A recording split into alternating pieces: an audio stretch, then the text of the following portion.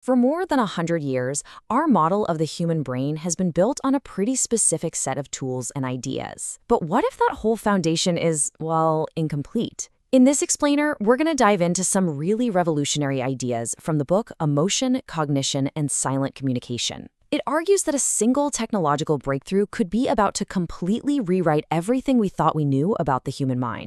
Okay, so where do we even begin? Well, the book kicks things off with a pretty bold claim. Modern psychology has a credibility problem.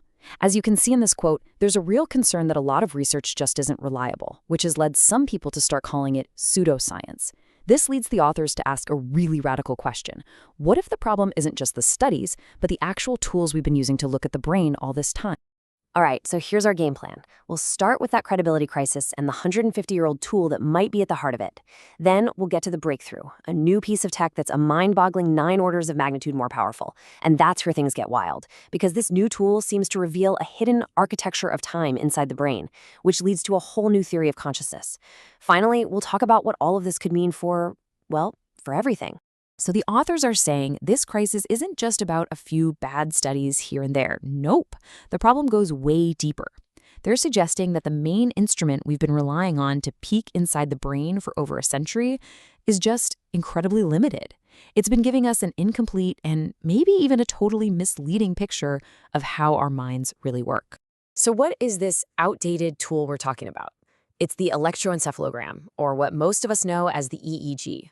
For decades, this has been the absolute cornerstone of brain research, the go-to for measuring the electrical buzz of our neurons. Now, check out this timeline. The EEG was invented way back in 1875. To put that in perspective, that's before the telephone was common, before the light bulb was even a thing. And while pretty much every other piece of technology from that era has been totally transformed, the book argues that the basic way an EEG works has stayed pretty much the same for almost 150 years. And this right here is its biggest problem. A standard EEG can only hear the brain working in this super narrow frequency band, just 1 to 40 cycles per second. The authors use a great analogy. It's like trying to understand an entire orchestra by only being able to hear the lowest rumbles of a bass drum. Just think about everything we must have been missing. So, if the EEG is just the bass drum, how do we hear the rest of the symphony? Well, the book's authors say we need a whole new instrument, one that can finally hear the entire orchestra. They call it the Dodecanogram, or a DDG for short. And this chart really shows you just how gigantic the difference is. You've got the old EEG stuck way down here in the 1 to 40 hertz range. The new DDG, on the other hand, can measure brain activity all the way up into the terahertz range. We're talking trillions of cycles per second. This isn't just an upgrade, it is, quite literally, like going from a horse and buggy to a spaceship.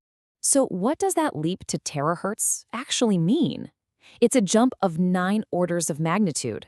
To give you a sense of that scale, that's like the difference between 1 second and 31 years. The authors argue this huge increase in what we can measure reveals a massive spectrum of the human mind that has been completely invisible to science, until now.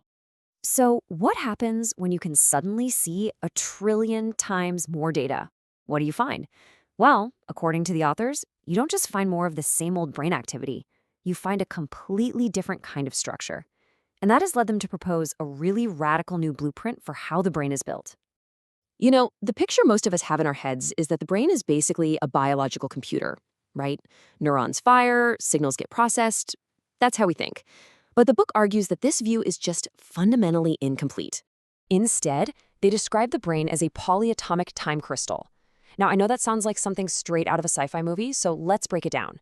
The core idea is this. The brain isn't a computer that uses time to process information.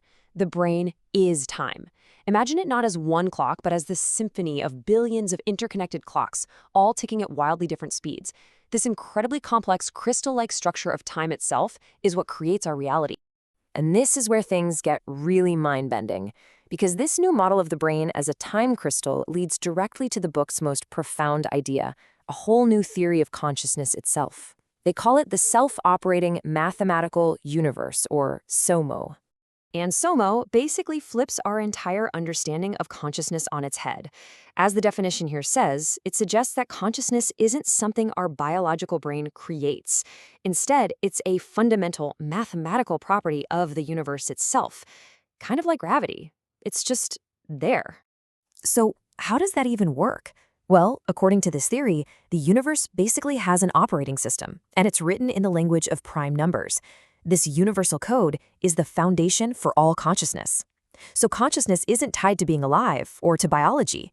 Instead, our brains, these polyatomic time crystals, are just incredibly advanced biological receivers, perfectly shaped by evolution to tune in to this fundamental cosmic frequency. Okay, so why does any of this matter?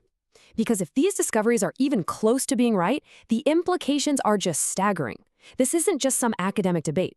It could fundamentally change how we see ourselves and how we interact with the world around us. And we're not just talking philosophy here. The potential for real-world change is immense. I mean, imagine, in psychology, being able to understand people based on their unique brain hardware, not just their behavior. Or in medicine, this could unlock brand new treatments for neurological disorders by targeting the brain's fundamental timing.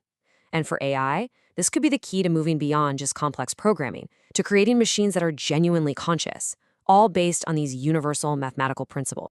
And so the book leaves us with this one last huge question to chew on. For centuries, we've thought of ourselves as biological machines that somehow miraculously create consciousness.